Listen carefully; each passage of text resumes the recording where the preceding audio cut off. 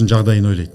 Басқа мемлекеттің дамығанын қаламайды. Басқа мемлекетті шикізат ретінде ұстап отырғанға мүдделі. Балабақшаға барсам 90% айтатын шығар, әнші болғым келеді. Соны айттым, шегірткелер еліміз.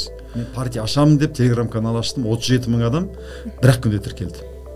Содан кейін арыз жазып бастаған кезде сол 1000 адамға толтыра алмадық. Онда да одан кейін кейбір журналист бауырларым айтты да, мысалы белсенді болып жүрген айттым, сіз оны неге істедіңіз дейді соны. Мен айттым, шынымен мені қамап тастаса сен не істер едің? Шығармай едің, мына ағамыз ел үшін қамалып жатыр, босат деп билікке қарсы отырып айтты. Ары кетсе Фейсбукқа бір пост жазар еді дейді. Ешкім ештеңкесі кеткен жоқ. Ешкім халық ол үшін тұрып бере алған жоқ. Сондықтан қазір басын істеткен адам ғана еңбек сүйгіш. Миын істеткен адам. Күндіз-түні кітап оқып, күндіз-түні заманауи техниканы меңгерген адам. Ал оны істемесең, сен құрылысшысың ба, енді ренжімесің осыны істеп жүрген адамдар. Сен етік тігесің ба, жиһаз станокшисің ба, сен бәрі жалқаусың. Ал. Армысыздар құрметті Ритм подкаст жобамыздың құрметті де қадірлі көрермендері. Бүгін бізде кезекті қонағымыз белгілі кәсіпкер, қазақ тіліндегі алғашқы бизнес бастау кәсіпкерлік мектебінің жетекшісі Ахметбек Нұрсилы ағамыз. Қош келдіңіз аға. Жалпы көңіл күйіңіз қалай? Жақсы. Қалай жеттіңіз? Қалай жеттіңіз? Бүгінгі күніңіз қалай басталды деп қойықшы сұрақ. Күн әдеттегідей. Қарапайым. Ал енді бірден актуалды сұраққа. Енді актуалды болуы, кейбіреулерге актуалды болуы мүмкін, кейбіреулерге актуалды емес болуы мүмкін да. Сол сұрақтан бастағымыз келіп тұр енді. Өзіңіз секілді жастарға сұхбат беру, өзіңіз секілді үлкен адамдар біз секілді жастарға сұхбат береді жалпы. Біз тәжірибе жинау мақсатында сұхбатқа шақырамыз. Жалпы қазіргі жастарға көңіліңіз тола ма? Қай заманда да аға буындардың жастарға көңіл толмаған. Анау Сократ біздің ерамызға дейін өмір сүргенде сол кісі айтады, қазіргі жастар жатып ішер, жалқау, үлкендердің тілін алмайды деген сияқты сөздерді айтқан ғой. Қай заманда да. Мысалы, біз жас болғанда бізден үлкендердің бізге анша көңілі толмайтын. Өйткені кішкене өмір сүріп, ақыл тоқтатып, өмір көргеннен кейін көп нәрсеге адам сыни көзбен қарай бастайды. Содан кейін жастардың кемшілігін көбінесе көріп тұрады. Сондықтан ол заңды деп ойлаймын. Әр ұрпақтың кейінгі жастарды сынауы, бірдеңеге көңілі толмауы. Жалпы сізге қояр сұрағым, осы өмірдің мәні неде? Өзіңіз бизнестің адамы болғаннан кейін байлық па, ақша ма, әлде атақ па? Енді әркімнің өзінің жаратылысына байланысты ғой. 100 адамнан сұрасаң, 100 адам 100 түрлі жауап берген шығар өмірдің мәні неде деп. Бақыт не деп сұрасаң, 100 адамнан әр адамның түсінігі әртүрлі.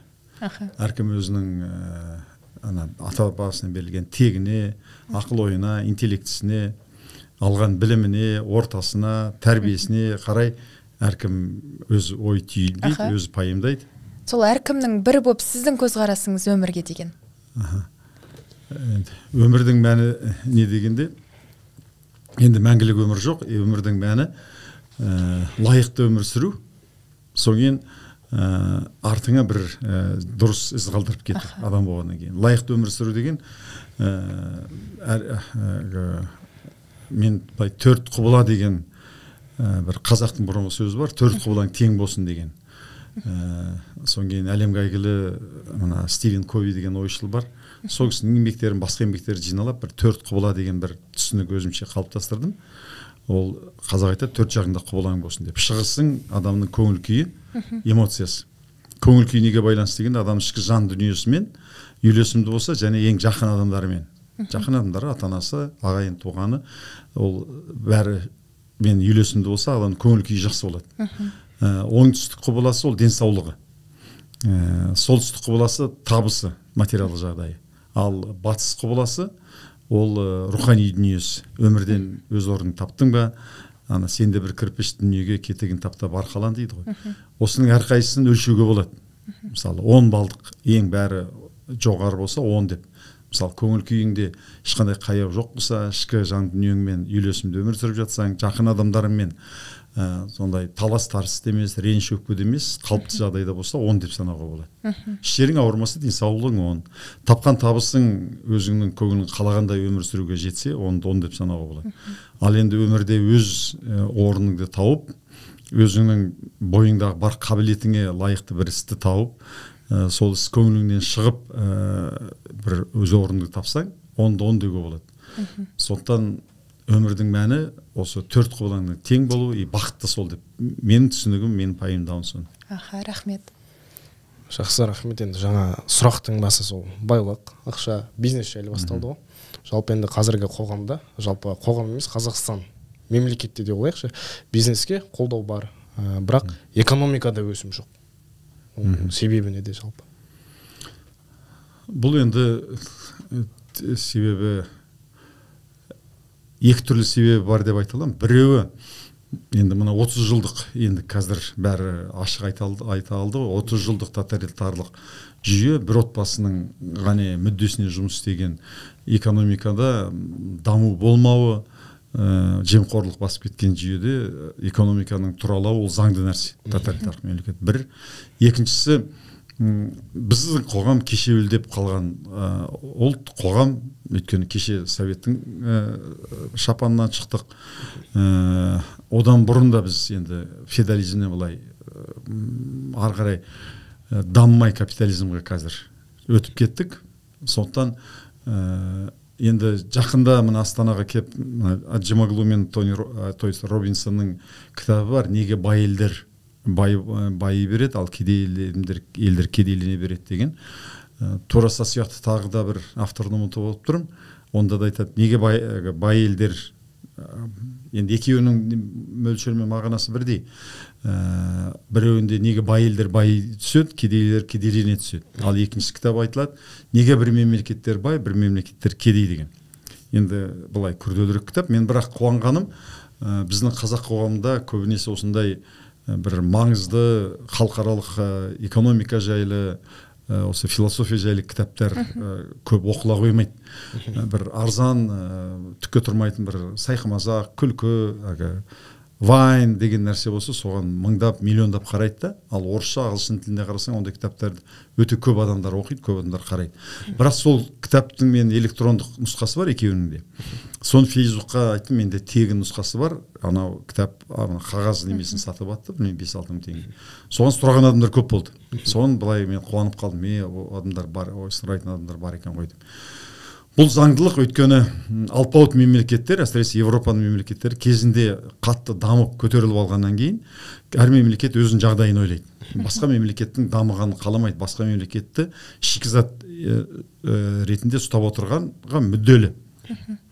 Мысалы кезінде Испанияда, Англияда мысалы қойдың жүнін сыртқа өңдемей сатқан қожалықтар жеке меншік болса да соны сотқа тартқан, соттаған. Неге сен бұл қойдың жүнін шикідей сатып жатсың? Оны жуу керек, одан жіп жасау керек, одан мысалы көйлек, бір киім жасап сатса, ол 10 есе құнды болады да, ақшаның бәрі осы мемлекетте қалады деген. Соң сол мемлекеттер аяғынан тұрып алғаннан кейін, оны эмуляция дейді, басқа кедей енді дамып келе жатқан мемлекеттерге мүмкіндік бермейді. Мысалы айталық, аяқ киім Түркиядан көбінесе шығады. Бізге аяқ киім енді 3-4 мемлекеттен келеді. Көбі Түркиядан келеді, арзан аяқ киім Қытайдан келеді, кейбір ортан қолды аяқ киімдер Ресейден, қымбат аяқ киімдер Италия, Франция жақтан келеді. Енді біз оларға бәсекелес жасай алмаймыз. Өйткені бізде ол үшін көп нәрсе керек. Құрылғылар керек, көп станоктар, химиялар керек, онан кейін мамандар керек. Онымен қосымша бөлшектер керек, бір бояу керек, бір замок, түйме деген сияқты нәрселер керек. Оның ештеңкесі жоқ бізде. Сондықтан бізде шығарылған аяқ киім қалай да сапасы төмендеу болады, бағасы жоғарылау болады. Сондықтан біз отандық өнеркәсіп дамысын десе, онда баж салығын жоғары қою керек та, мына өзіміздің өнеркәсіп кішкене аяғынан тұрбасын. Түркияға, Қытайға, Ресейге, Италияға бәсеке болатындай. Ал ол жақтан келген өнімдер қымбатырақ болсын, баж салығынан арқасында деп. Бірақ оған алпауыт мемлекеттер мүмкіндік бермейді. Түрлі санкциялар сала бастайды. Неге сен, біз енді халықаралық сауда ұйымында мүшеміз ғой. Сондықтан біздің дамуымызға ешбір мемлекет маңайдағы мүдделі емес, керісінше олар біздің дамымағанымыз оларға тиімді, біздің өйткені біздегі шикізаттарды біз өзіміз өңдейтін болсақ, оларға біз дайын өнім күйінде сатамыз. Сондықтан біз мешеу қалып қалған, кейін қалып қалған мемлекет, біздің аяқтан тұра қоюымыз өте қиын. Оған ол бірінші себеп, екінші себеп енді халықтың әлі мына өнеркәсіпке, ғылым білімге деген әлі икемделе қоймағандығында. Оған нақты мына адамдар кінәлі деп айта алмаймыз. Ол қоғам, даму, сол процесс және де халықтың сондай болуы шетелдіктерге тағы тиімді. Сондықтан олар бізге түрлі кинолар арқылы, түрлі эстрада арқылы, басқа ойындар арқылы, әлеуметтік желі арқылы халықты өнеркәсіпке, ғылым білімге емес, сайқымазаққа, ойнап күлуге, доп ойнауға, боксқа, әлі ереже жекпе-жек, эстрада, сомен алдандырып ұстап отыруға олар мүдделі. Соған халық ары қарай тереңде қоймайды. Осы үлкен себептер егер тереңден келетін болса. Сізге қарасақ, жалпы бизнес пен психологияны қатар алып жүрсіз. Сол сияқты бағана кітап демекші, қазақ әдебиетінде психологияға жақын жазушы деп кімдерді атар едіңіз? Енді кезінде Төлен Әбдіков ағамызды шығар. Ал енді мен бір 30 жасыма дейін қазақ тілінде кітап өте көп оқыдым. 8 жасымнан бастап, енді қара танығаннан бастап кітапқа құмарлығым болды да. Мектептің кітапханасын, кейін біздің үлкен ауыл болды, колхоздың кітапханасын сөйтіп оқыдым да, бірақ 30 жастан кейін орысша оқи бастадым. Орысша оқығанда көбінесе шетелден келген аударылған кітаптар, ағылшын тілінен көбінесе. Сондықтан өкінішке қарай қазақ авторларын көп оқи қоймаймын, және мен кітапты қағаз күйінде емес, электронды күйінде оқығанды жақсы көремін. Өйткені алып жүрген ыңғайлы, оқығанға ыңғайлы, одан кейін белгілеп отырғанға. Қызылмен, жасылмен мен өзімнің бір жүйем бар. Содан кейін екінші рет оқығанда белгілеп қойған жерін оқимын. Кейбір күрделі кітаптарды мен 10, 20, 30, 50 рет оқығаннан кейін оқимын. Әсіресе медициналық, психологиялық, нейробиология жайлы жазылған күрделі кітаптар болады. Сол қазақ тілінде әлі көп жолықтыра қойған жоқ. Бірақ қазірше Төлен Әбдіков, сіздің? Енді кезіндегі сол, мысалы, психология емес, ол кісінің оң қол деген немене кітаптары бар ғой. Енді фантастика, психологияға байланысты. Жақсы, рахмет. Енді жалпы қоғам мәселесіне қарай сәл ойыссақ, осы халық арасында өрттен қайтыс болған қаһарманымыз бар ғой. Сол кісіге билік дұрыс, былай қалай айтсам, құрмет көрсете алды ма? Ол кәдімгідей Семейде бір азамат қайтыс болды, соны айтып отырсың ба, кейінгі болған? Иә, осы кейін жақында ол. Енді билік, мен соны жаздым. Семейде менің жақсы досым бар, Әсімхан деген азамат. Солар 4 бөлмелі пәтер берді. Ал биліктің бергені орден болды. Ол орден баспана болмайды, орден бала шағасына киім, тамақ бола қоймайды ғой. Сондықтан бұл мемлекеттік қызметті істеп жүріп, сол мемлекеттің салғырлығынан, тағы басқа бір жағдайлардан болды. Салғырттығынан болмаса да, мемлекеттің ісінде жүріп, мемлекеттің жұмысын істеп жүріп, сол шейіт болған, қайтыс болған адамға мемлекет шындай материалдық жылтырақ темірден гөрі берген дұрыс болар деп ойлаймын. Жалпы Аманжол Рысмендиевтің бизнесмен киносы бар еді, осы бизнес жайында. Ол кісі толығымен шығарған, бірақ та әлі соңғы нұсқалары YouTube каналына шықпады. Сіздің де сол сияқты қандас сериалыңыз бар еді. Ол толығымен тоқтап қалды, және де не себепті? Енді түрлі себептермен жалпы бизнес саласындағы кинолар неге тоқтап қалып жатыр? Басқасы тоқтап қалып жатыр деп білмедім. Менікін тоқтап қалғаны, мен екі қоянды қуасаң біреуін ұстай алмайсың, екі кеменің құйрығын ұстаған суға кетеді дейді ғой. Мен басқасын жинақ қойып, осы кейінгі 6-7 жыл тек қана бизнес тренингпен айналыстым. Және оны мен қол жетімді қылып жасауға тырыстым. Сондықтан оның пайдасы сондай бола қойған жоқ. Кереметтей. Сонан кейін ең үлкен соққы болғаны біз жақсы болып дамып келе жатқан кезде бүкіл Қазақстанның бір 14-10 қаласынан өкілеттілер ашып жақсы дамып келе жатқанда 2000-ға жуық бір потокта оқыған болатын. Сол кезде өзіне жауып аздап болсын пайда келтіретін. Өйткені енді 200-ге жуық кураторлар жұмыс істеді бүкіл қалаларда. Сонан кейін офистар, онан кейін орындық, экран деген сияқты тағы да көп шығындар көп. Соны карантин бізге қатты соққы болды. Бір жылдан астам соның бәрін шығынын өтеп отыруға тура келді, кіріс кірмеді. Сол карантиннен кейін қаңтар оқиғасы болып, өйткені көп келген кезде банктен қарыз алып келеді, қатысушылардың мүмкіндігі азайды. Содан кейін біз ары қарай жүріп кете ме деген оймен сол сериалды бір жағынан жастар айтқан, осы сериалды түсірсе адамдар көп қарайды, сол арқылы бизнесменнің өмірін көрсетіп тартып әкелуге бола ма деген. Бірақ шында фильм түсіре бастағанда бюджеттен 3 есе 4 есе бір серияның өзіне кетіп қалды да. Содан ары қарай оны 10-14 серияға түсіру үшін біраз қаржы керек болды. Содан кейін мен шындығында тоқтатып. Бір кедергінің артынан бірнеше кедергі. Жалпы бір жылдары осы халық арасында үлкен бір дау туындады ғой. Сіздің берген сұхбатыңызға байланысты 90% әншілер шегіртке деген. Жалпы бұл өнер адамдарына деген құрметсіздік емес пе?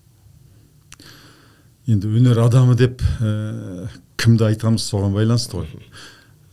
Жалпы сол кезде ол оқиға қалай басталды? Бәрі лотереядан басталды ғой. Өйткені енді айттым ғой жаңа қоғамдағы жалпы алпауыт мемлекеттерге Қазақстанның өнеркәсібінің дамығаны, өзінің өндірісінің дамығаны қажет емес. Сондықтан мысалы Голливудтың фильмдері шығады, онда неше түрлі халықты ізгілікке, мәдениеттілікке, үлкенді сыйлауға, жалпы адамды дамуға емес, керісінше кері кетіретін сондай идеялар соны насихатталады астыртын түрде. Соң кейін әндерінде түбіндегі тереңдесе оның бәрі программалау ғой адам. Сондай программалау жатады да. Содан кейін есер эстрада енді мән мағына жоқ. Жастарды солай неменеге тәрбиелеу, бош жүріске, жылтыраққа сол белең алды да. Содан кейін өте мағынасы терең, жеңіл, адам басын қатыра қоймайтын әнге адамдар үйір ғой. Классикалық мысалы шығармаларға адамдар өте аз барады. Мысалы жақында Рамазан Стамғазы өзінің шәкірттерімен концерт болады, тегін болғанда зал әрең толады. Ал енді түкке тұрмайтын, енді не ән жоқ, не әуез жоқ, не мағына жоқ әншілер концерт қойса, аузы мұрнына ақшаға төлеп тұрып, Ресейден келем, өзіміздікі боламын.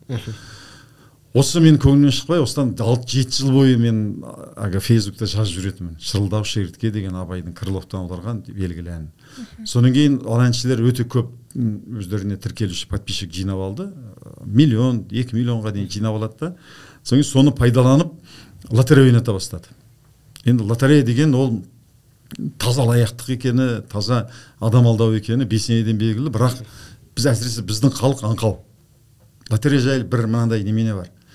Бір әзіл әңгіме. Бір кісі есегін сатады. Айталық бір 20 мың теңге дейік есегін сатпақшы болады. Онан кейін бір адам сатып алады, ақшасын төлеп тастайды, келсе есегі өліп қапты. Сатқан адамның. Соң айтады дейді, енді кешір есегім өліп қалды, енді ақшамды қайтарып берсе, ақшаңды ұстап қойым деп айтады дейді. Қайтара алмаймын жақын кезде деп. Соң анау айтады, жарайды, есектің өлігін алып кетейін деп. Оны не қаласын дейді, ол менің шаруам деп, есектің өлігін арбасына тиеп алып кетеді. Анау таңғалады. Соң кейін базардан бір аптадан кейін көрсе, кісі жүр дейді, қалай болды деп еді.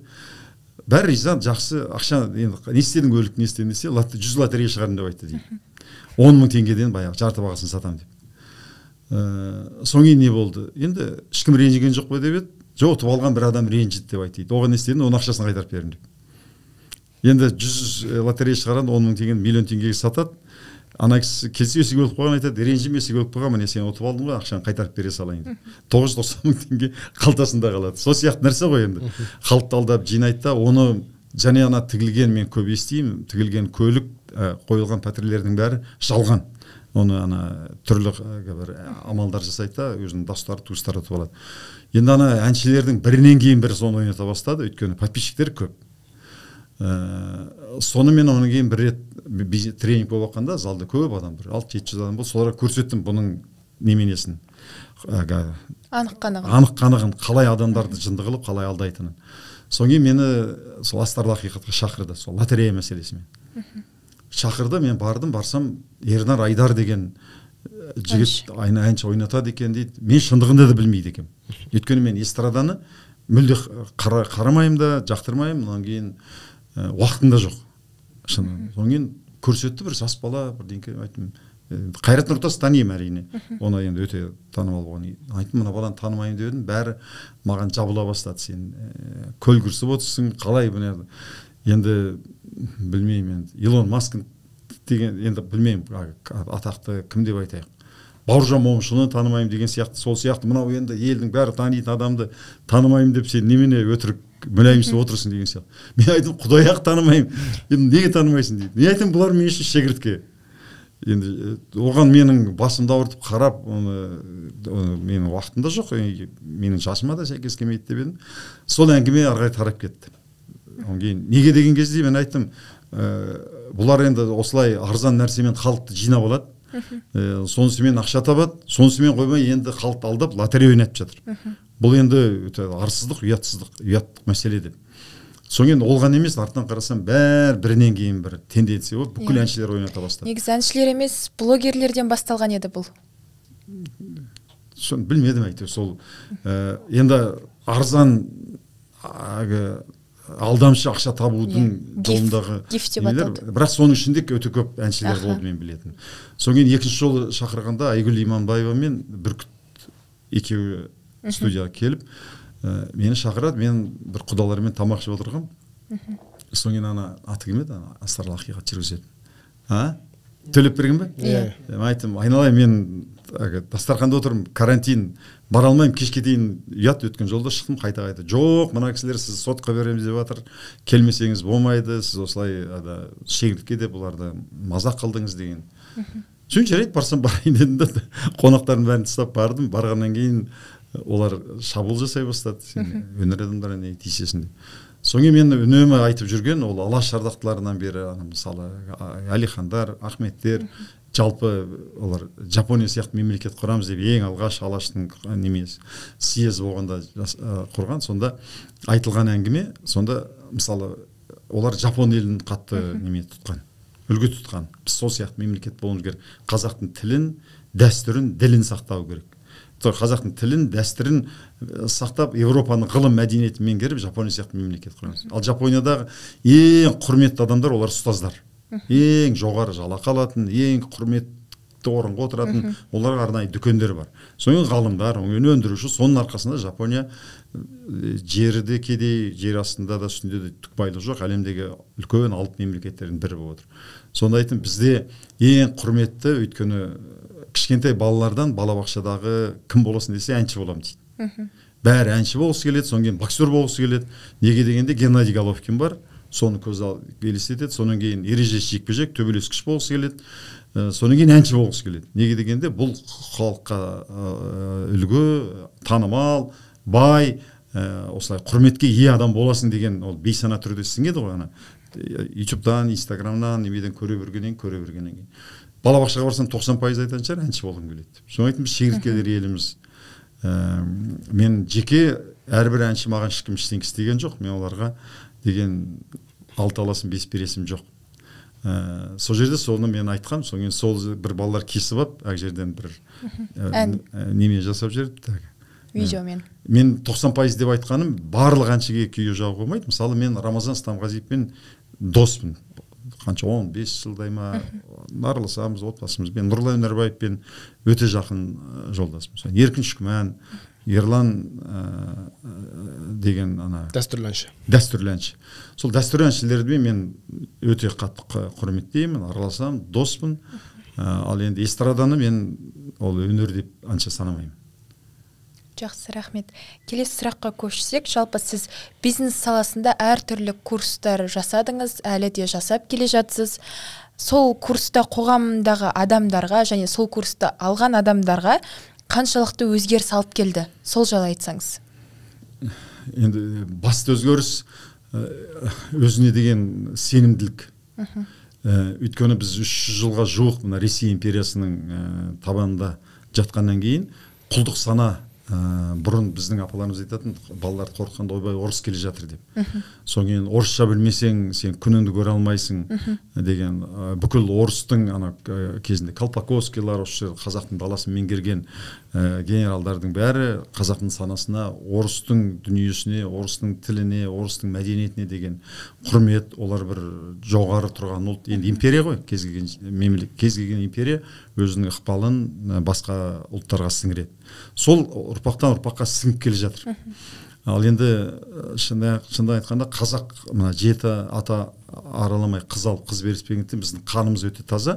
Қазақтың балалары талантты, мысалы бірдеңкені шынымен тез қабылдап алады. Өйткені әлемде мысалы физика, математика, басқа салада үлкен жетістікке жетіп жүрген қазақтың балалары өте көп. Ол қанның тазалығы. Бірақ рух жоқ. Соны мен өте көп көріп жүрмін. Сондықтан осына келген кезде ең бастысы өздеріне деген сенімділігін, адам жасағанда адам жасайды. Сен осы жердің иесісің, мысалы шаңыраққа қарап жүр деп айтады ғой біреудің үйіне барғанда. Мынау қазақтың шаңырағы, сен ата бабаңның жері. Сондықтан сен осы жерде ие болуға, кәсіп жасауға, енді елдің мемлекеттің иесі дегенде кәсіпкер ғой. Өйткені оның біреудің кафесі, біреудің рестораны, біреудің шаруа қожалығы, біреудің заводы, фабрикасы бар деген сияқты. Ол иесі. Оның жеке меншігі заңмен бекітілген. Сондықтан құрғаны бүйтіп жүрмей, қоқайып жүрмей, мен осы елдің иесімін. Менің жерім бар, ұрпағыма беріп кететін кейін деген сияқты. Сол сенімділікті орнатып беруге тырыстым. Екінші, біз келгеннен бастап 60 күн бойы Алаштың идеясымен сусындатуға тырысамын. Өйткені әрбір ондыққа бір Алаш ардақтысының атын бергіземіз. Біреуі Мағжан, біреуі Мырзақыптың деген сияқты. Кейде мысалы біз бүкіл Алаш ардақтыларының, Сұлтақан Аққұлы мына Әлиханның 15 томдығын түгел шығарған, сол кісі арқылы бүкіл Алаш ардақтыларының кейбіреудің есімін білмейміз, соларды алып, солардың тарихын зерттеп, содан кейін олар презентация жасайды бизнесмен қоса. Мысалы Мырзақыптың өмірбаяны, қандай еңбектер жазды, не істеді, Әлімхан Ермековтың туғаны, бала кезіндегі оқиғаларының бәрін. Содан кейін Ахмет Байтұрсын музейіне апарамыз. Содан кейін сахнаға шығып, кәдімгідей бір қойылымдар қойылады. Әлиханның түрмедегі өмірлерінен. Содан кейін кетер кезде бәріне сол Алашқа деген құрмет оянып кетеді. Соны көп айтып жүрді, сіз оны немене араластырасыз? Бизнеспен мына Алаштың қандай қатысы бар? Бизнеске үйретсең, соның сенің бір қандай пиғылың бар, қандай ниетің бар деп. Мен айттым, рух көтерілмейінше, адамның ішкі рух көтерілмейінше адам бір ештеңке дұрыс нәрсе жасай алмайды. Дұрыс нәрсе жасаса да, оны қызығын көрмейді. Өйткені ақшаны жүрегіне түсіріп алған адам, тек қана ақша деген адам түбі қасіретке ұшырайды. Өйткені кез келген кәсіпкер өмірінде міндетті түрде 1 рет, 2 рет, 3 рет, 4 рет банкротқа ұшырайды. Дүниеде осы құламаған, ақшасын жоғалтпаған, банкротқа ұшырамаған кәсіпкер аз, 100-ден 1-2 ғана болатын шығар. Сондықтан сол кәсіпкер ақшаны ғана ойлап, ақшаның үлкен құндылығы деп танып алған кәсіпкер дүниесін жоғалтқан кезде, ол барлық құндылығын жоғалтқандай стресс, депрессияға түседі, инфаркт, инсульт болып, язва болып, тіпті ракқа дейін жолып кетуі мүмкін. Ақшаны жүрекке түсірме дегендегі басты мен түсіндіретін сол. Ақша негізгі байлық мына басында, ал ана дүние бүгін бар, ертең жоқ. Жоқ болса мен кезін уақытта тауып аламын, өйткені менің негізгі байлығым ол білімім, басымдағы менің шеберлігім деп. Бір жылдары партия құрам деген дүние сөз болды. Ел мүддесі үшін жұмыс істеймін деген. Бірақ енді қазір сол бір саябырсып тұрған секілді ма, қалай көп әлеуметтік желіде болсын, көп айтылмай кетті. Бұл сол кезде қалып, сол кезде болған, сол кезде жай айтылған сөз ба жоқ? Жоқ, ол кезде мен партия 3 жыл құрам деген кезде 3 жыл бұрын мен мына аймақтарды өте көп аралап жүрдім. Жылына 2 рет түгел бүкіл Қазақстанды аралап шығатын. Сол кезде ең алғашқы қазақ тіліндегі YouTube канал болды да, біз ең алғашқы YouTube'тың ана күміс кнопкасын алдық. Содан кейін 500 мыңнан астам тіркелуші, әрбір видеолар 100 мың, 500 мыңға дейін, 300 мыңға дейін қаралым болып жүрді. Және Инстаграмда солай дамыды. Содан кейін әр қалаға барғанда, мысалы мен театрды аламыз, болмаса үлкен ресторандарды 600-700 адам сиятын. Сол аузы мұрнына дейін толып, әуелі бас жерге дейін еденде отырады. Содан кейін кей адамдар түрегеп тұрады, бір 200-300-ге дейін адамдар тік түрегеп. 5-6 сағаттық мен мастер-класстар өткізіп жүрдім. Соң халықтың ықыласы керемет болды. Бірақ енді біз мынандай оқиға болатын ол кезде біле қойған жоқпыз. Қаңтар оқиғасы болатын, сол тоталитарлық жүйе құламайтындай болып көрінді. Құламады, елдің тоналып жатқанын, болашаққа деген ешқандай қадам жасалмай жатқанын көріп, күндізін енді не істеу керек дегенде мен енді ойладым, келесі сайлауға қатысу керек, партия ашу керек. Партия ашу үшін 40 мың адам болды ол кезде. Ал енді біздің әрбір видеомызда 100 мыңға дейін, 100 мың, 200 мыңға дейін көрілім болады да, соның 40-50%-ында маған неге сіз партия құрмайсыз, неге саясатқа араласпайсыз, тарих білесіз, алашты насихаттап жүрсіз, қазақ енді танымалдылығыңыз бар, командаңыз бар, халықтың қолдауы жақсы, неге бармайсыз деген маған барған кезде де айтады. Және YouTube-тың да астынан оқып отырсаң өте көп адамдар айтты. Соң мен ойладым, неге құрмасқа шынымен, неге партия құрмасқа деген. Сол кезде оң енді Тоқаев билікке келгенде, бірақ басында Назарбаев отырғанда өзгеріс болған жоқ қой, соғалпы сен қозғалмай тұрды. Соң мен ойладым, енді мүмкін сол кезде 20 мыңға дейін азайтты, 40 мыңнан 20 мыңға. Соң енді біз өз командадан айтқанда 20 мыңда олар айтты, 1 сағатта жинаймыз. Өйткені біздің 10 қалада өкілдіктеріміз бар. Әрбір ағымда 1000-2000 мыңға дейін адам оқиды, одан да оқып кетіп жатыр.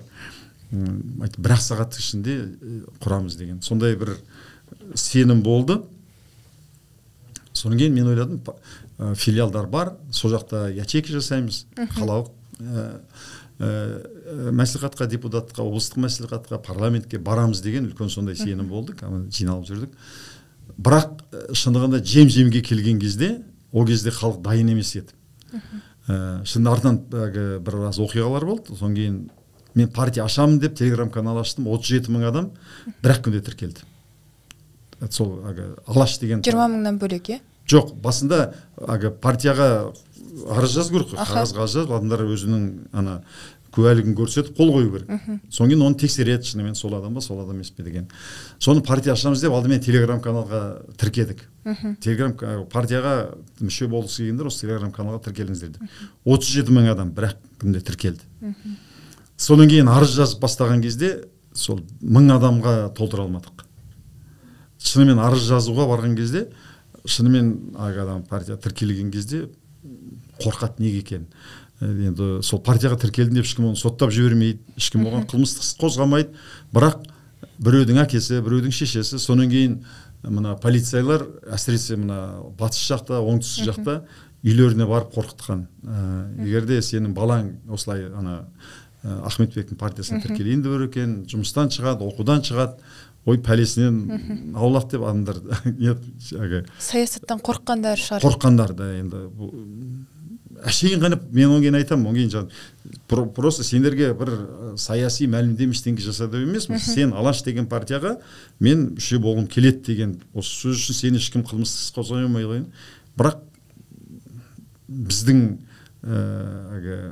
білмейді екенбіз шынымен халықтың соншама немен екен, соншама қорқақ екен. Өкінішке қарай солай болды, мыңға да толтыра алмадық. Иә деп отырған адамдар. Содан кейін оқиға болды. Мен сол кезде видеолар өте көп, 500 мың, 600 мыңға дейін просмотр болып, қолдаймыз, партия аш, давай деп тұрған кезде, Ержан Тұрғынбай деген азамат, Римде отырған, сол видеолар шығарып жүрді. Соң видеосын қарасам, әйелдерге неге көшеге шықпайсыңдар, неге полициямен төбелеспейсіңдер, неге қиратпайсыңдар деп. Соң кейін ол мені қудалай бастады. Мынау қайдан шыққан саясаткер, сен кімсің соғырша, сен Назарбаевтың әдейі қойған адамсың, анау деп. Соң кейін маған айтады, неменеге шық деп. Дебатқа шықты келеді. Мен шыққым келген жоқ. Алдында Ермек Нарынбаймен екеуміз осылай ол да шетелде отырып шықтық, ол біраз менен анау сұрақ қойды, үлкен неме бас жағына барысқан жоқпыз, жай ғана кімсің сен, нағып шықтың, сенің артында кім тұр деген әңгімелерді айтты. Мен ешкім тұрған жоқ менің артымда. Сон бірақ Ержан Тұрғынбаймен болғанда мен қателік жасадым. Мен біраз азаматтармен сөйлестім сол кезде, Ринат Заитовпен. Айттым, ол шыққан екен, көрген жоқпын, сен шығу керек па, керек жоқ па, мен саясаттан хабарым жоқ, саяси дебатқа түсіп көрген жоқпын. Енді бірақ мен енді өзім өлең жазам, әдебиеттен хабарым жақсы, тіл жағым бар, халықтың алдында сөйлеген деген сияқты. Соңын Ринат мені жақсы біледі. Ой, аға, сіз барасыз да, оны аузын бірақ жаба саласыз. Не қазақша білмейді, не дұрыс сөйлей алмайды. Одан немене қашасыз? Ал ана кім Ержан бір 4-5 мәлімдеме жасады. Ана Ахмет менен қашып жүр, қорқақ. Ана бір адамды қуады ғой. Чмо, бергел дегенде ана бұрыш дайындалып қашып жүрген сияқты. Оңай жарайды, шықсам шығайын деп шықтым, шыққанда мүлде дайындықсыз келдім. Дайындық келсем, ол әбден дайындалып алған. Маған неше түрлі қитұрқы сұрақ қойды. Сол кезде мен бүйтіп айттым оған. Сен ана жақта отырсын, егер сен шынайы мықты болсаң, еліңді сүйсең, Қазақстанға кел, митингке шық. Мен жүрмін. Мен партия ашамын дедім. Мен халықтың арасында бірге шығайық алдыға. Қамасақ бірге қамаламыз. Ана жақта тұрып алып, сен бә деген текессің сен. Халықтан Мессагаметта теке болады. Әкеледі қойды ана қасапханаға кіргізіп жібереді, өзі кетіп қалып, келесі атарды алып келеді. Сен сол сияқтысың деп сөйтіп айтқам, соң тура сол жерін кесіп алады да. Түнде мен оны ойлаған жоқпын. Және ол мысалы Алаш ардақтыларының суреттерін қойып қойған, бәрін қате-қате жазып қойған. Аттарын қате жазып қойған, не қазақша білмейді. Соң айтам, сен ана кісілердің атын да білмейсің. Дұрыс жаза алмайсың. Тегін дұрыс жазған жоқсың. Бір ауыз өлеңін білмейсің, бір ауыз сөзін білмейсің. Білмесең оны неменеге сыртыңа іліп қойдың сен? Солардың атынан неге өзіңе бір қалқан жасайсың? Мысалы мен айттым, Ахмет Байтұрсынның, Әлиханның 15 томдығы, Мағжандардың, Сұлтанмахмұт Торайұлының өлеңдерін жатқа білем, еңбектерін көбін білем, мен айта аламын, жатқа болсын, идеяларын айта аламын. Ал сенің әшейін оларды бір ширма ретінде қолданып olsun. Біраз жерге бардық, бірақ ертеңінде қарасам, тура сол жердегі тағы да мен Мұхтар Әбіләзовпен де сөзге келісіп қалған. Ол кісіні танимын, кезінде бірге жүргенбіз ДВК партиясында. Олар менің ана Оян қазақ деген, сапалы қазақ деген мен сөзін мен жазған. Орындаушы өзгеріс деген Шерікбай әнші. Сол былай гимн сияқты болып кетті. Соны олар алады да ДВК-ға ұранға балады. Соңы мен оларға айтқам, неге рұқсатсыз мынау менің жазған өлеңім, менің орындауымда неге сендер қолданасыңдар енді? Мен сендердің идеологияларына қарсымын деп. Қысқасы солар ол кезде 100 мыңдай адам алады да ананы Қазақстанға таратады ғой, таңертең. Мынау 60-қа келген үлкен адам теке сияқты бақылдап отыр. Оңгейінде шегірткені қосады үстінде, кеше шегіртке деп еді, анау болды деген сияқты. Соңғы мен ойладым, шынымен егер мені қамап жатса, егер ертең мен мысалы партия ашам деймін, адамдар тіркелді, тіркемей қойғаннан кейін көшеге шығу керек қой, басқа мал жоқ. Шынымен халық қорғаймын екен, мына кісіні біз үшін, халық үшін түрмеге қамалып жатыр, шығар деп көшеге шығам екен деген бір іс-қимылдар жасап едім. Шындығында да оң кейін кейбір журналист бауырларым айтты да, мысалы белсенді болып жүрген айттым, сіз оны неге істедіңіз дейді соны. Мен айттым, шынымен мені қамап тастаса сен не істер едің? Шығармы едің, мына ағамыз ел үшін қамалып жатыр, босат деп билікке қарсы отырып айтты. Ары кетсе Фейсбукқа бір пост жазар еді дейді. Неге ел үшін сөйлеп жүрген азамат неге қамадыңыз деп. Мысалы Ермек Нарынбай отыр, басқа да азаматтар отыр. Көптеген ана тіл үшін сөйлеп жүрген азаматтар. Ешкімнің ештеңкесі оған кетпейді, ешкім барып босат өйтпейді деген әңгіме ешкім айтпайды. Сол кезде мен түсіндім, егер мен көшеге шығып қамап тастаса, қамағаннан кейін түрмеге апарып бірден кейін неге ма, басқа бір қастан жасай ма, ешкім шыға қоймайды екен. Әлі қоғам бұған пісіп жетіле қойған жоқ екен. Одан кейін халықты сол дүркеткізіп алтынан еріп кететіндей менде сондай абыройым жоқ екен. Мысалы Арон Атабек қанша жыл түрмеде жатты, соны енді өлейін деген кезде мысалы әбден титықтатып ана кісіні өлім аузына келді, түрмеден лақтырып тастады, ешкім ештеңкесі кеткен жоқ. Ешкім халық ол үшін тұрып бере алған жоқ. Қазір де Ермек жайлы мен де не істеймін, көшеге алып шыға алмаймын, пост жаздым, Ермек босату керек, істеген қылмысы жоқ, халықтың сөзін сөйлеп жүр деген сияқты. тек енді маған жүрегім тынышталғаны мына қаңтар оқиғасы болғаннан кейін. Енді біраз әрине үлкен қантөгіс болды, қанша азаматтан айырылдық, бірақ ол оқиға болмаса біздің жағдайымыз қазіргіден әлдеқайда мүшкіл, тіпті ойлаудың өзі қорқынышты болушы еді. Содан кейін енді қазір ана жүйе құлағаннан кейін менің арманым орындалды, жүрегім тынышталды. Өзім қолынан не келеді, сонымен айналысуым керек. Әйтпесе шарасыздан шалға тидік деп айтады ғой. Сол саясатпен айналыса қалайын деп ойлап айналысқан жоқпын. Сол кезде халық өте көп адамдар жазды, мына жүйені бәрібір орнынан қозғау керек. Құрған сөзбен жүресіңдер, жылтыр сөз айтасыңдар, бір іс-шара жасасаңшы дегеннен кейін елдің сөзі қамшы болып сол жасалған әрекет болды. Қазіргі таңда саясатқа араласқыңыз келмейді? Енді саясатқа араласу деген не? Көп жағдайда екі түрлі немене бар. Саясатқа араластым деген билікке барып, сол билікке ие болсам деген, партия құрсам, президент болсам деген саясатқа шын барған адамның сондай бір ниеті болады. Менде ондай ниет жоқ. Мысалы, ешқандай бір билік, министр болсам, премьер болсам, президент болсам, басқа болсам деген ондай ниет жоқ. Ал енді әрбір қазақтың азаматы саясатқа араласу керек.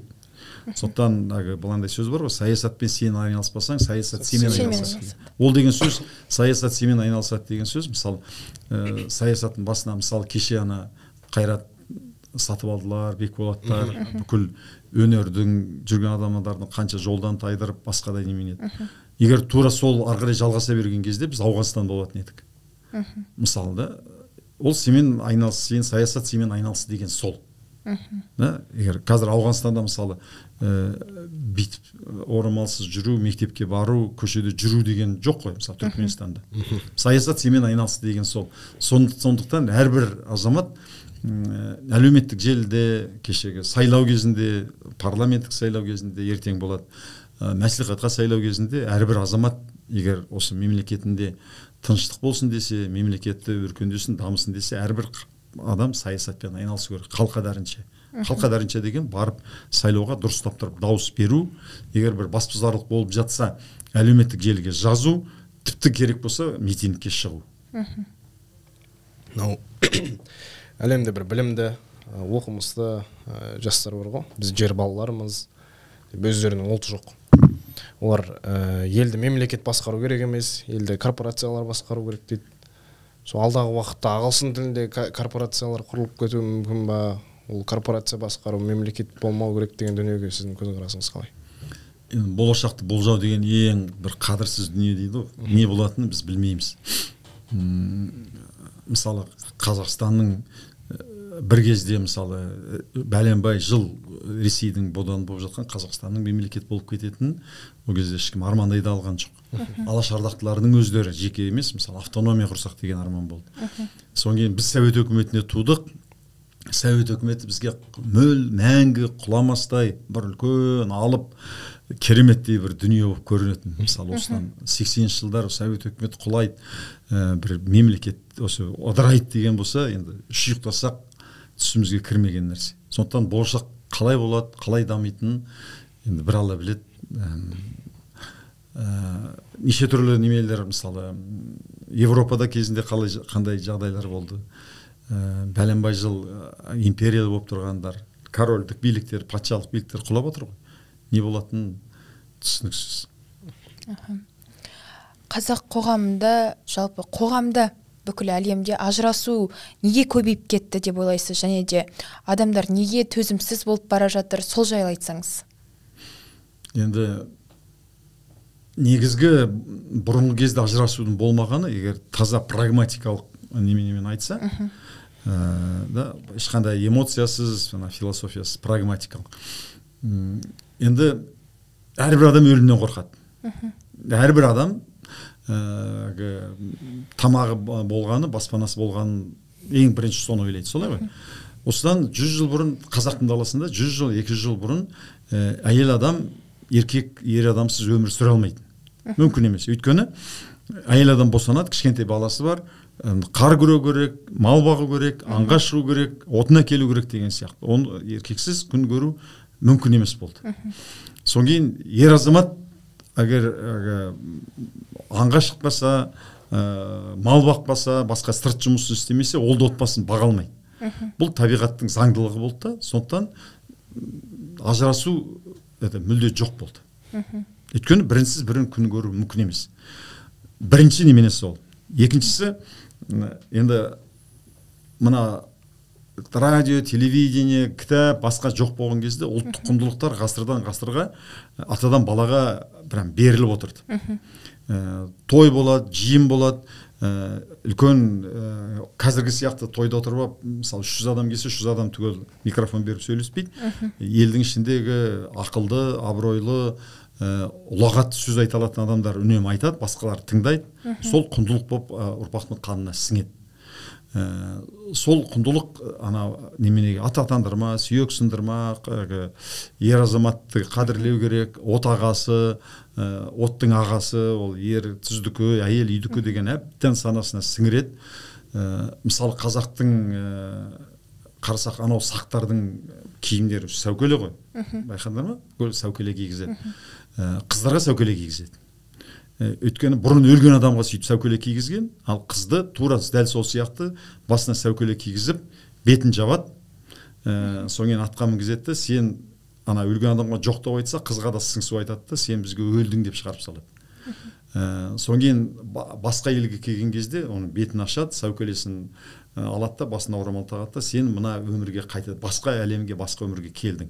Соңын 1 жыл отбасына қайтадан баруға қақысы жоқ. Өйткені қыз бала ата-анасын, әсіресе әкесін жақсы көреді, сол суыну үшін, басқа елге батып сіңіп кету үшін, сондай ол жасалған үлкен бір философиялық ұстаным, дәстүр, салт, енді барған жерге қыз бала артына қарамай, ата-енесін сыйласа, күйеуін сыйласа, ол қызды сыйлайды. Келген жері сыйлайды. Сол кезде жігіт те бақытты, өйткені алған әйелі ата-енесін сыйлап отыр, өзін сыйлап отыр, бала тауып беріп отыр. Жігіттің де әке-шешесі бақытты, өйткені келген келін сыйлайды. Қыздың да әке-шешесі бақытты. Ажырасу жоқ. Ал қазіргі қоғамда ең басты нәрсе, қазақтың ер азаматтары ат үстінде жүрген, көбінесе, мысалы, енді Европаға барсаңыз, тіпті Түркияға барсаңыз да, осыдан 100 жыл, 200 жыл, 300 жыл, 500 жыл, 1000 жылға бұрынғы салынған ғимараттар, оның бәрі қол еңбек, шұқыма жұмыс, бақша, үй салу. Ал аттың үстінде жүрген, енді көбінесе шындығында жылқыны айғыр бағады.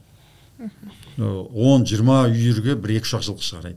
Түйені бура бағады. Енді қазақ сиырды көп ұстай қоймаған, ашатияқ деп. Қойды 500-600 қойға бір-ақ балшы. Сонда қазақтың азаматтар көп ондай шұқыма жұмыс істемеген, аттың үстінде жүрген. Енді ол адамдарға қазір отырып, қазір компьютермен әсіресе отырып табан түрде жұмыс істеу қазақтың ер азаматтарының қанында жоқ, өте қиын. Бақша, мен өз басымнан білемін, мысалы. Бақшада жұмыс істеу, басқа да бір жұмыс істеу бізге көбінесе жүріп қалған. Ол қанымен келе жатыр ғой, бәлембай ғасыр бойы. Ал әйел адамдар тез бейімделеді. Мысалы, қазір конторда жұмыс істеу, бухгалтер болып, экономист болып, тағы бірдеңке отырып жұмыс істеу. Сондықтан көп жағдайда қазір қыздардың, әйел адамдардың табысы еркектерге қарағанда әлдеқайда көп, жоғары. Содан кейін ол өз жанын бағалады. Содан кейін масыл еркек оған немене керек?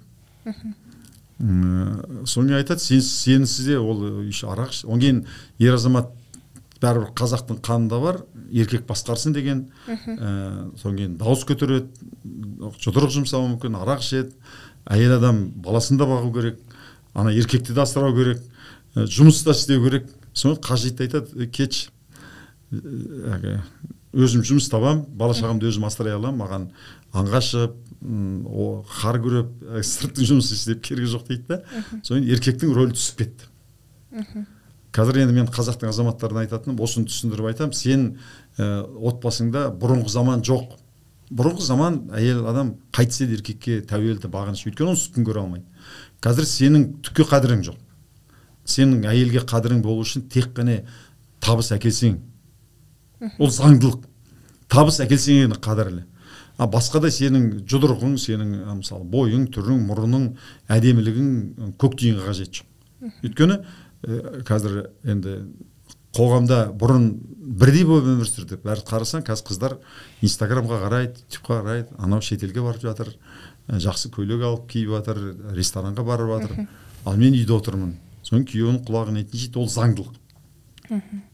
сондықтан ажырасу осы қоғамның дамуына қарай байланысты. Әлемде, бүкіл әлемде қазір әйел адамдар еркектен кем емес жұмыс істейді, баласын балабақшаға береді. Содан кейін масыл еркек не керек ол? Содан кейін ажырасудың себебі сол. Жалпы қазақты жалқау деп айту қаншалықты орынды?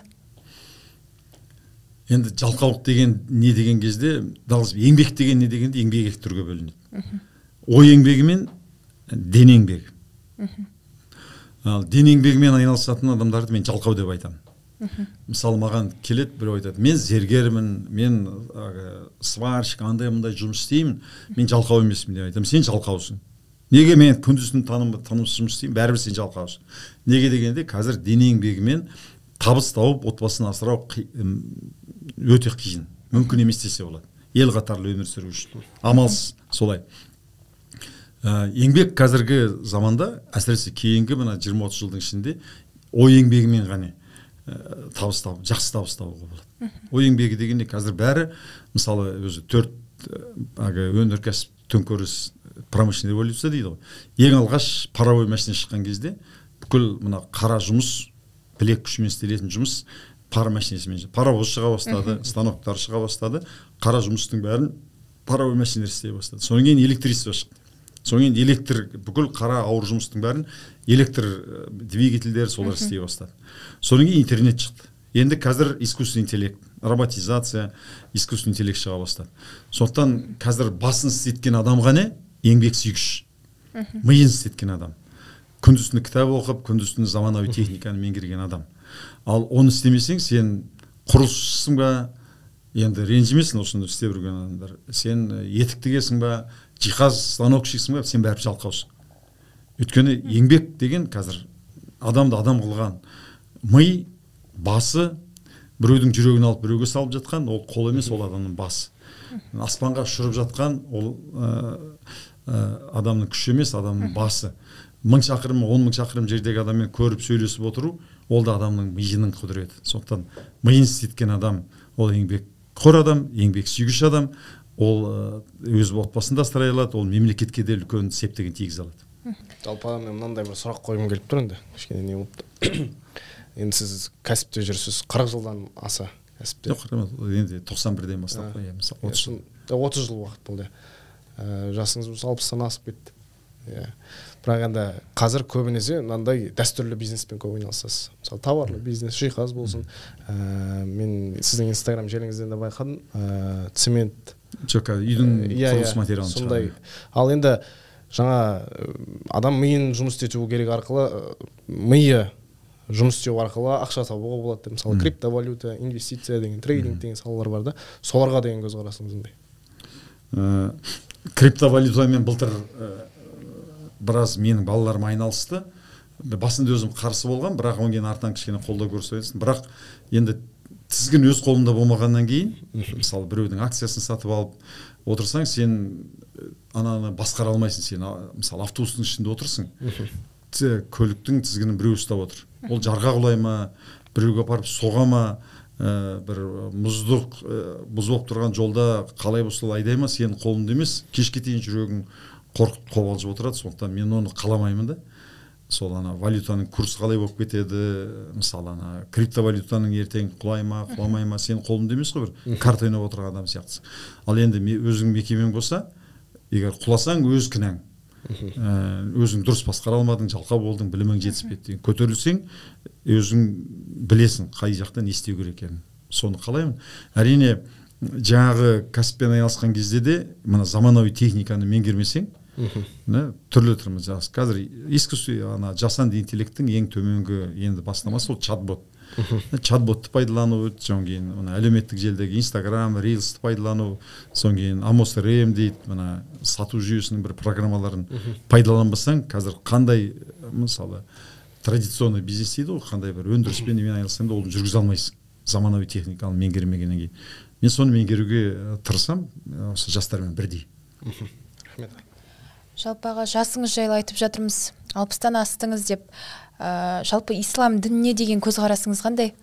Құдаймен арадағы байланысыңыз қалай деген сұрақ қойғым деп отыр. ол енді әр адамның жеке басының ісі ғой.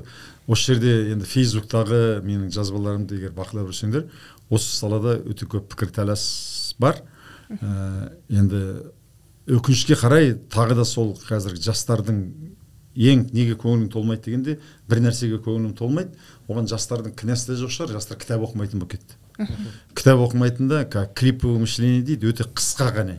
Мен Фейсбук әдейі тексеру үшін түкке тұрмайтын бір ақпарат салсаң, соны 300-500 бәленбай адамға дейін қарайды.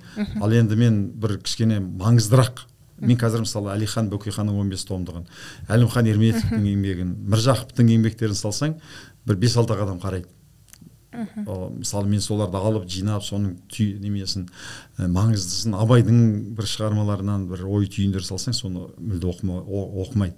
Соң дінге берілген балаларда діннің тарихын білмейді. Мысалы дін жайлы Әл-Фарабидің не айтқанын екі сөзін білмейді, Абайдың не айтқанын жайлы екі сөзді білмейді. Әлі әуел десеңіз, сол дінді тереңде оқып жүрген имамдармен сөйлескен кезде солармен сөйлесе алмайсың, өйткені білім жоқ. Содан кейін маған көп тиісетіні, шымшық сойса да қасапшы сойсын, сіздің дінде хақыңыз қанша, ештеңенің байыбына бармайсыз дейді. Содан кейін мен айтамын, кез келген имаммен отырып бір тілде отырып, мен аргументированно, мысалы құрғаны бай балам салып емес, мен сөйлесе аламын. Мысалы дін ғұламасы бар, Әл-Ғазали. Мен Аламанға да келіп оқиды, сол мысалы Нұр-Мүбарак университетінде содан кандидаттық ғылыми еңбек қорғап жүрген азаматтарды көрдім. Ал енді Әл-Ғазали бүкіл мына ислам мемлекетінің 10 ғасырдан кейін қараңғылыққа батқанына ең басты себепкер болған адам. Неге десеңіз, оның Тасафух, Әл-Тасафух деген еңбегі бар. Мына Әл-Фараби мен Ибн Синаны, Авиценнаны екеуін бір кітап бар, қалың кітап, крушение философии деп, философияның апаты деп аталады. Енді философия деген ғылым. Қазір мысалы математика ғылымының философы, тарих ғылымының философия дейді ғой, PhD деп айтады. Философия деген ғылымның опаты деген кітабы бар, өте үлкен кітап.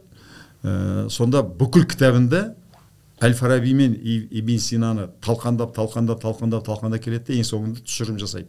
Әл-Фараби да, Ибн Сина да, бұлар кәпір, еретиктер, бұлар мұсылман емес деп. Ол енді ұзақ әңгіме. Содан кейін сол жайлы айтсаң, ешкім Әл-Фарабидің айтқанын оқыдың ба, Әл-Фараби дінді қалай түсінген, Ибн Сина не істеген, Әл-Ғазали не айтқан десе, ананың бір әрпінді оқымайды. Тек қана сен топас, сен ақмақ, сен діннен безген деген сөзді қарша бората береді, болды, басқа сөз оқымайды ары қарай. Содан кейін Абайдың мысалы 28-ші қара сөзін мен келтіремде әдейі артына Абай деген сөз жазбаймын. Соны не шатып отырсың, не былжырап отырсың, әй ақмақ, діннен безген, кәпір, ана-мына дейді. Соны айтамын, айналайын, Абайға айтып отырсың ғой сен бұл сөзді. Содан кейін барып, өйткені оқымайды. Содан кейін Әл-Фарабидің сөзін айтсаң, оған да неше түрлі айтады. Айтамын, мына Әл-Фарабидің сөзі, Әл-Фарабиға айтып отырсың ғой мына. Тек қана байбалам салады, содан кейін мүлде білімі жоқ, ана мешіттегі молдалардың уағызына тойып алады да. Оның алдында мысалы Дармы бәріп, ана салафизмнің тойып алады да. Өйткені білімі жоқ адамға не айтсаң сол білім болып қабылданады ғой. Сондықтан дінді мен түсінген кезде Әл-Фарабиша түсінем, Абайша түсінем. Солардың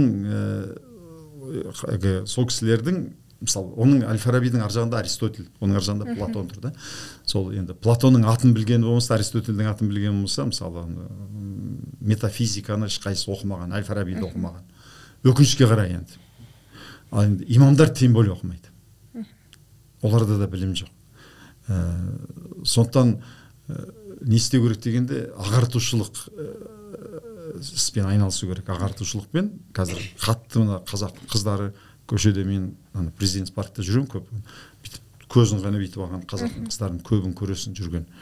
Солар енді Абайды оқымайды, білектей арқасында өрген бұрын сылдырға шолпысы жүріс ақыры деген Абайдың сөзін. Мысалы Абай айтады, қазір айтады, бәрі айтатыны, құдайсыз қурай сынбайды, бір тал жапырақ ағаштан түссе, ол Алланың қалауымен түседі дейді. Ал Абай айтады, кедейлікті жаратқан Құдай, кедей қылған Құдай емес, ауруды жаратқан Құдай, ауру қылған Құдай емес деп келеді. Абай айтады, мысалы біреу ауру болса, біреу сау болса, біреу бай болса, біреу кедей болса, оған Құдай ол не олай десе, бәрі айтады дейді. Енді Алланың жаратқаны, Алланың маңдайға жазғаны деп айтады дейді. Олай болса дейді, біреу күндіз-түні еңбектеніп, адал еңбектеніп жатқан біреуді кедей қылып қойса, ал бір антұрғанға, мысалы Болат Назарбаев сияқты тағы да мысалы Қытайларға шексіз мал беріп жатса, бұл әділдік па? Ал енді біреу ешкімге қиянат жасамаған адал бір адамды арбаға байлап, ауыр мүгедек қылып қояды да, бір елдің ақысын жеп оңбаған біреудің денін сау қылып қояды. Бұл қалай десе, енді сендер айтасыңдар дейді, енді Алла өз не қылса соны қылады ғой, өз жаратушы пендесімен не қылса солай деп айтамыз дейді. Олай болса сен бүйтіп айтасың, сенің айтпағың дейді. Алла әділ емес, бірақ оның әділ емес екенін айтуға мен қорқамын деген сөзің ғой дейді. Олай болса, сен үйтіп ұқпа дейді. Байлықты жаратқан Құдай, бай қылған Құдай емес. Кедейлік жаратқан Құдай, ауыруды жаратқан Құдай, ауыр қылған Құдай емес. Алла саған ақыл қайрат берді. Саған оны өзің сол іске асыратын саған қуат берді, соны қолдан алсаң. Сондықтан мысалы Құдайсыз Құрай сынбайды, бәрі Алланың қолында деп отыра берген қоғамда ешқашан даму болмайды. Сонда жастарға дінді түсіну үшін Абайды, Әл-Фарабиді оқыса, дінге деген түсінігі мүлде басқаша болатын еді. Ол дамитын жолда болатын еді. Ал енді қазіргі үгіт насихат жүргізілген кезінде мен кімдерді анша жақтырмайтын, мұхаммедшадардың бәрі өздерінде миллион долларлық тұратын бәленбай коттедждері бар, 3-4 әйелден бар. Ал халыққа шүкір, тәубә, қанағат. Бәрі бұл сынақ, патша Алланың жердегі көлеңкесі, Назарбаевқа қарсы бір сөз айтуға болмайды. Сол арқылы тобыр жасауға тырысты, және соны көп жағдайда жасап тастады. Содан кейін өзі жалқау адамға сол не нәрсе болса соны шындық деп қабылдайды. Өйткені енді Фейсбукте мен күлем, сол кімді Абайыңды да, мысалы Әлиханның еңбектерін, мысалы Міржақыптың еңбектерін салсаң, аттай толайды. Неге мен айтамын, мен емес қой, бұл Міржақыптікі ғой, Сұлтанмахмұттың өлеңдерін. Тағы да осы жерде бір айта кетейін, шығаратындар ма, шығармайсыңдар ма? Мысалы Ахмет ұлт ұстаз деген фильм түсірілді. Қоғамда өте керемет қабылданды. Бірақ мынандай оқиға болды. Соны түсірген кезде соның сценарийін жазған Ұларбек Нұрғалым деген азамат. Мен ол кісіні баланы жігіт жақсы танимын, құрметтеймін, әңгімешіл, өте жақсы. Енді талай рет кездестік, үйде болды, дастархандас болдық. Бірақ оның Бекболаттың қасында сәләфилік жүйеде жүрген білем. Әбден талай әңгімелестік. Содан кейін сол фильм шығарар кезде Мұрат Ишан деген Америкада оқып келген азамат екен, бірақ сол әйел продюсер екен. Содан кейін әлеуметтік желіге мынандай хабарландыру берді. Мына фильм сериалды шығарайық деп жатырмыз, ақша жетіспейді. Көмектесетін адам бар ма деп. Өткен түрлі декорация, мынау ақша керек. Содан кейін айттым, мен көмектесейін, бірақ қоятын бір шартым бар. Біз жеке де жазасамыз Фейсбукта. Қандай шартыңыз бар деді. Мен айттым, Ахмет Байтұрсынның ең сүбелі еңбегі әдебиет танытқыш деген, оны түрмеде жатқан жазған. Соны Ахмет Байтұрсынның өз жазған нәрсесін аузымен айтқызсаңыздар. Мен басқа ештеңе сұрамаймын. Соны айтқызыңдар. Содан кейін қанша ақша? 2 миллион. Жақсы, 2 миллион берейін. Бірақ сол Ахмет Байтұрсынның өзін, өйткені мен білдім. Ұларбектер айналысқаннан кейін, ана қызда басына орамал тартады екен, Ахметті басқадай бұрып, мүлде басқадай шығаратын түйсігімен сезімді. Содан кейін олар мені қаша бастады. Мен айтам, ақша берейін десем, айтады, уақытымыз жоқ, ана жақта мына жақта жүрміз, кездесіп ақша берейік десем, ақша алмайды. Былайынша өзі жаңағы әлеуметтік желіге жар салған, бізге көмектесетін адам бар ма деп. Сонда мен қойып отырған талабым бір-ақ нәрсе, Ахмет Байтұрсынның өз еңбегін көрсетіңдер деген. Соны көрсетпеді солар. Сонда әдебиет танытқышында Баулып мектебі жайлы жасады. Артынан мен соны алып Баулып мектебін аштым. Сонда Ахмет Байтұрсын айтады, мысалы, өлі оқу деп, ақиреттің оқуы, тірі оқу деп, сол намаз жайлы, Құран, неме жайлы айтқан еңбегі бар. Соны қалайда соны көрсетпеді. Содан кейін енді қоғамда өкінішке қарай Ахмет Байтұрсынның еңбектерін ешкім оқымайды ғой. 1% ғана адам оқитын шығар. Содан кейін ана бір үлкен ас болған кезде ішіне бір қасық у салып жібереді ғой. Бұны мысалы Америка, басқа немелер өте шебер жасайды. Бір фильмдердің ішіне бір месседж салып жібереді, ақырын сенің бейсанаңа жұмыс істейтін. Сондай жұмысқа әрекетпен фильмді. Оны мен көріп отырмын. Халық айтады ғой, people have it, халық оны жұтып қойды. Сонан кейін сол фильм сол беті кетті. Ахмет Байтұрсынның негізгі еңбегін жасырды да оның айтпаған сөздерін аузына салып шығарды, діңкеш қылып шығарды, былайша айтқанда. Сонан кейін бір рет маған одан кейін қарасам, олар тендермен отырады екен, енді олар Әлихан Бөкейханды да шығармақ өтіп алып. Сонан кейін маған бір рет мына министрліктен бір кеңесшілер келді. Фейсбукта ана жазбаңыз, билік жайлы бүйтіп айтпаңыз деген сияқты. Соң оларға айттым, мен бала емеспін, менің аузыма сөз салатын сен кімсің, мен басым кесіп алса да мен айтқан сөзімді айтамын деп. Бірақ соларға айттым, сен ана министрге жеткізіп бар. Енді мыналар Әлиханды алып, тура сол Ахмет Байтұрсын сияқты ана Түркия саясаттарын атқаратын болса, мен халықты көтерем. Президентке шығам айту барлық күшімді салам, ондай алаш ардақтыларын өйтіп өңін айналдырмасын, қандай арам ниеттері орындап жатыр. Ақыры Әлиханды алды ма білмеймін, қазір Міржақып түсіріпті солар. Міржақыптың жақында шығады. Ол жайлы да мен әлеуметтік желіде жазып жатырмын, бірақ шыққаннан кейін көріп жатармыз. Соңын мен Міржақыптың еңбектерін шығарам, халық қабылдамайды. Астына 90% тас лақтырады. Мен боқтайды, неше түрлі айтады. Айналайындар, неге маған тиесіңдер, бұл Міржақыптың еңбегі ғой. Ондай еңбектер тола Міржақыптың дін жайы. Сұлтан Махмұтта да, Мағжанда да, Әлиханда да, Ахметтерде тола. Бірақ бұлар не істейді? Мен кеше түрмеде жатқанда оразамды немен аштым. Ахметтің айтпаған, Әлиханның айтпаған сөздерін өгін айлар аузына келіп салады. Өйткені ешкім Әлиханды оқымайды, Міржақыпты оқымайды, Ахметті оқымайды, халыққа не берсе сол өтеді. Өткен кезде сондай арам пиғылмен жасалатын нәрседе. Мысалы, Әлиханның сөзі бар, халыққа, ұлтқа қызмет ету білімнен емес, мінезден деген. Оны алады да ұлтқа қызмет ету білімнен емес, иманнан деп шығарады. Ал енді Сұлтақан Аққұл 40 жыл Әлиханды зерттеген, Әлиханның бүкіл архивтерін атқарған, ондай сөз жоқ. Сұлтақанға айтам, Сұлтеке, айтшы, жоқ, ондай жоқ. Бірақ халыққа бірінші кім не айтты, сол сіңеді. Бұл үлкен бір жұмыс, енді біздің бағымызға қарай қайта мына қаңтар оқиғасы болып, ана кімдер кетті ғой. Бірақ жаңа қалып қалған балалар енді Америкада оқып келсе де санасын әбден сіңіп кеткен. Соң бәрібір ананы бұрады. Сонда қандай пиғылмен, қандай ниетпен ана өзінің ата-бабаларының сөзін бұрып, соны өңдеп, соны неге арапшыл қылу керек, неге дінкешіл қылу керек, соны ар жағында не тұрған ниетін сол жігіттер түсіне алмай-ақ қойды.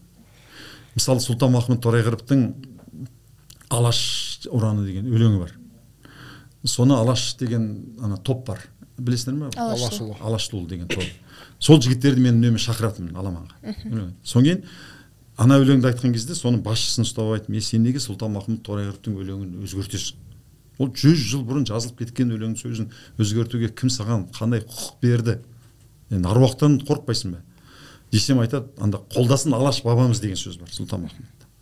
Соны айтады, Алаш қорғайтын кім ол соғыр, соны сүйе қорақпаған аруаққа сенесің ба деп маған сөйлейді.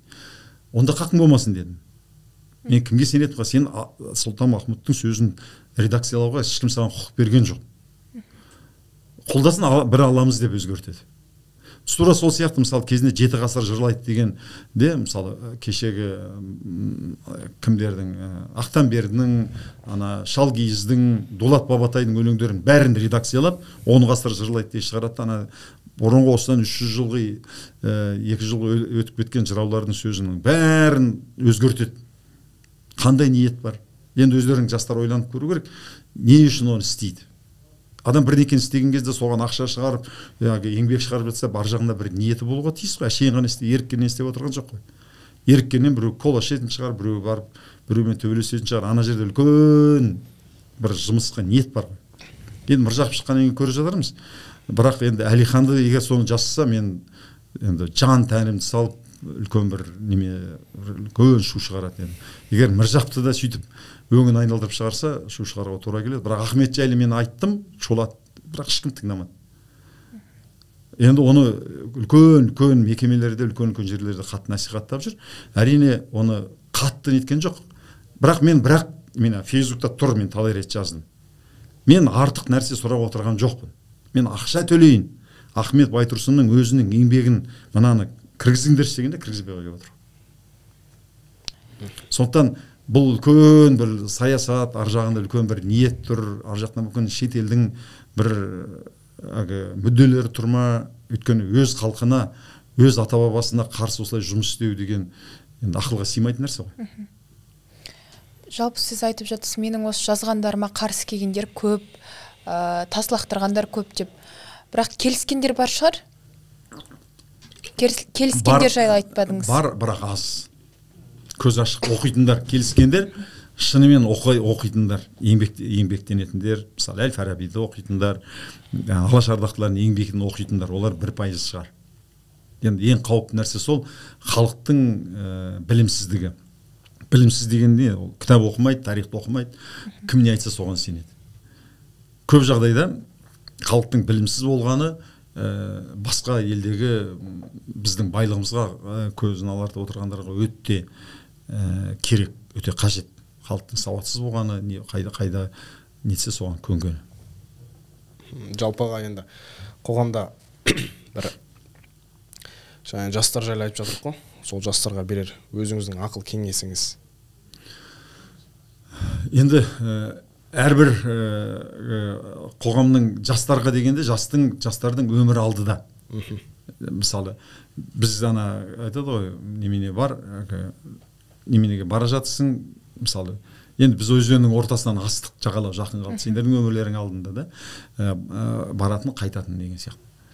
Сол жастар өмірі алдыда болғаннан кейін бұл қоғам, мысалы, 20-30 жастағы адамның алдында, әрі алдында 40-50 жыл бар. Соны қалай өмір сүресің? Мұқағали айтқандай, кім боласың, қалай өмір сүресің, ол өзіңнің үлесің. Мысалы, әрбір жастар өзінің, тіпті айталық, мемлекет, ұлт деген сөзді айтпай қояйық, сенің қара басың. Сен қандай қоғамда өмір сүресің, қандай мемлекет болады. Сен соны ойлауың керек, сенің балаң қалай болады. Мен соны көп шырылдап айтқан кезде, мысалы, менің немерелерім бар. Мен соларды ойлаймын да, шынын айтқанда мен балаларыма осы қаңтар оқиғасы болмай тұрған кезде насихаттап жүрдім. Қашыңдар деп. Енді Европаның бір мемлекеті. Мен осы жерде тудым, осы жерде кетермін. Бірақ Ауғанстанға айналып бара жатырмыз. Енді басқа мемлекетке енді Европаның, Прибалтиканың бір мемлекеттеріне қарай жансау қалаңдар деп. Өйткені шынымен Ауғанстанға, Пакистан, Ауғанстан, Ирак, Иран сияқтыға айналып бара жатқанымызды, мына енді өткен тарихты, адамзаттың дамуын, мемлекеттердің дамуын жақсы білген адам кішкене алдына қарай алады ғой. Енді сендерге ары қарай даму үшін өзің мына зайырлы мемлекетте, еркін мемлекетте өмір сүру үшін сен кішкене үлес қоспасаң, сенің болашағың немене болады. Сондықтан кішкене мына тарихты көбірек оқу керек та. Мысалы, Ауғанстан бір күнде Ауғанстан бола қойған жоқ, Пакистан бір күнде Пакистан, Иран бір күнде Иран бола қойған жоқ. Осы ақырын осы үрдіс жүрді. Сондықтан соны зерттеп біліп алған адам, соны болдырмау үшін, сен өзің сондай мемлекетте өмір сүрмеу үшін сен аздап үлес қосуың керек. Сырттан келіп, оны Америкадан, Ресейден, басқа Еуропадан келіп саған ешкім сондай мемлекет жасап бермейді. Сондықтан Қазақстан қандай болады? Әрбір осында Қазақстандағы сенің болашағың қалай болады, қандай қоғамда өмір сүресің, тура сенің белсенділігіңе байланысты. Егер бір-ақ күндік қазір ішкен жегеніңе мәз болып өмір сүрсең, сен ертең сондай не бір қайыршы, не бір құрған, артқа кеткен мемлекетте өмір сүруің ғажап емес. Жалпы осы подкастымыздың сөзін қорытындылай кетсеңіз, енді көрермендерге не айтасыз? Жақсы, рахмет. Мен жастардың осындай заманауи техниканы меңгеріп, осымен айналысып жатқандарыңа мен ризамын. Әсіресе қазақтың жастарының. Өйткені қазір телеканалдың орнына бәрі YouTube келді. Блогерлар журналистерден көрі блогерлар өтімді, телеканалдан көрі YouTube өтімді. Сол жерде қандай сөздер айтылады, қандай нәрселер насихатталады, сол халықтың санасына сіңеді, халық соған иланады. Сондықтан енді бір ет бір май болу керек, әрине тек қана өте осылай қоғамдық мәселе, философия, политика, саясат, экономика жайлы айта берсе, халық тыңдай қоймайды. Сондықтан кейде осындай бір амалдарды қолдануға тура келеді. Мысалы, мен де оны қолданам, жеңіл нәрселерді көрсетуге. Мысалы, қазір мені қарап жүрсіңдер, мен гипнотерапия деген нәрсемен айналысам. Гипноз жасау, одан кейін адамның миына әсер ету. Соны әдейі көрсетем. Неге дегенде, ол кішкене шоу. адамды ағашып қатырып тастау, адамның бүйтіп ұйықтатып тастап бір минуттың ішінде өзінің атын ұмытып қалады, саусағын санай алмай қалады, санасы 6 оқып санайды, әдейі көрсетемін. Адамдар сондай нәрсеге құмар ғой. Мысалы анау мен бір видео түсірдім, TikTokта 2.400.000 қаралым болды. Сол арқылы алып келгеннен кейін мен басқа әңгіме айтуға тырысамын. Мысалы тарих жайлы, экономика жайлы, маркетинг жайлы, философия жайлы, мысалы әдебиет жайлы. Енді анадай жылтырақпен әкелмесең басқа халықты әкеле алмайсың. Сондықтан кейбір адамдар оны түсінеді, хайпажор, хайп үшін істеп жүрсің, анау деп. Басқа мал жоқ. Сондықтан сендерге де айтады кеңесім, арасында сондай бір нәрселерді айтып отыру керек, бірақ түбі келгеннен кейін аудиторияны алып, аудиторияның назарын аударып алғаннан кейін бір салмақты, маңызды, елдің болашағына әсер ететін нәрселерді айта бастау керек. Менің арманым бұрын кезде поэзия кештерін ұйымдастырса деп ойлайтын, жастарды жинап. Мысалы, сол кезде одан кейін алаш тарихын насихаттайтын бір кештер ақырындап бір 100 адам болсын, 50 адам болсын, солар жинап, солардың өмірбаянын айтып. Содан кейін мысалы неге дін тақырыбы өте нәзік қой, сонда өкінішке қарай жастар дін тақырыбы қозғалған кезде өте былапыт сөзді 100 адам жазса, соны 90 дінге мысалы 300 деген комментарий жазылса, соның ішінде мен қарап отырам, дінге кіріп кеткен балалардың сөзі тек қана боқтық, қарғыс, лағнат, өте былапыт сөздер айтады. Сенің 10 жас, 30 жас үлкен ба, 40 жас үлкен ба, оны оқпайды. Ал енді қазақтың жастары бұрын ондай болмаған. Үлкен кісі танымайтын адамға үлкен кісіге андай сөз айту, ауыр сөздер айту, боқтық сөздер айту мүлде жоқ болатын. Ал дінге кірді ме сол сөзді айта бастайды. Өйткені оның жеке басына ешкім тиіспей жатқан жоқ. Мысалы, арабтардың бір дәстүріне, арабтың бір некесіне тиіссең болды, әкесіне тиіссең өйтіп шырылдамайтын шығар. Бұл адамның психикасын бұзылғанын көрсетеді. Сондықтан жастар жиналып мәдениетті түрде талқылау болса, мысалы, дін тарихында, мысалы, Әбдірашид Бәкірұлы деген, мысалы, философ, Әл-Фараби жақсы білетін үлкен ғалымдар бар. Соларды шақырса, имамдарды шақырса, жастарды шақырып, сонда бір дискуссия ма, талқылау ма, қарапайым көз ағартушылық жұмыстармен айналысса. Сол жерде Әл-Фарабиді білетін, Авиценнаны білетін, Абайды жақсы білетін, Әл-Ғазалиді білетін, Ибн Рушд, мысалы, сол дін ғалымдарының еңбектерін жақсы білетін, соны қарапайым тілмен халыққа түсіндіріп бере алатын адамдар келсе, сол жерде ұрыспай, таласпай, әркім өз ойын мәдениетті түрде айталса, адамдарға бір, жастарға бір бағыт бағдар. Мысалы, ондай шақырсам мен де келетін едім. Рахмет аға, бізге осындай алтын уақытыңызды қиып келгеніңізге. Рахмет. Ал құрметті көрермендер, біздің ритм подкастымызда бүгін қонақта болған, өзінің сүбелі сөзін айтып, сұхбаттармен бөліскен бизнесмен, бизнес-тренер, қазақша бизнес мектебінің негізін қалаушы Ахметбек Нұрсилы ағамыз. Рахмет. Рахмет аға. Жақсы, хабарларың дами берсін. Көрермендерің көп болсын.